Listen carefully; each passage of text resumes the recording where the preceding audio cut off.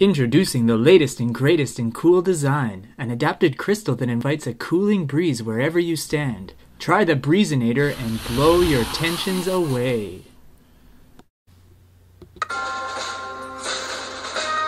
This just in, breaking news, Breezinator blows small town away, millions of dollars in damage done and thousands killed. Breaking news coming next. In this example of the latest and greatest in cool design, the Breezinator clearly failed to consider its situation within a sphere of interconnected design elements. While it was able to invite a strong cooling breeze, the ramifications of this breeze were catastrophic, destroying an entire block of poorly constructed buildings. Designers must understand how the things they design fit within an interconnected and interdependent matrix of elements.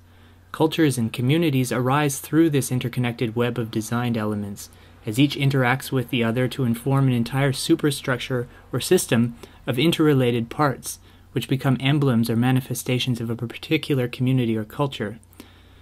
As a metaphor, let us consider the process of emergence and succession in a clear-cut forest. We start with a degraded landscape, covered primarily in bare soil. Without any roots to hold soil nutrients in place, the tilth and structure of this soil is rapidly degraded by falling rains and heavy winds.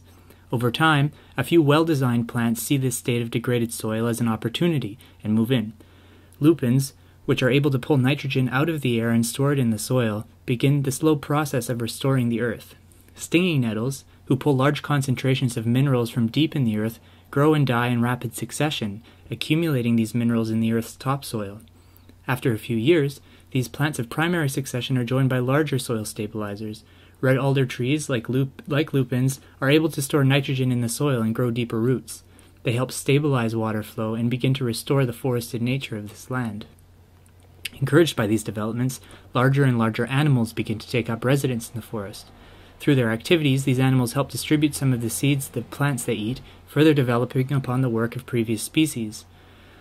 Over time, larger and larger trees find the conditions to grow successfully, and a huge diversity of conifers mingles with an increasing wealth of other plants and animals.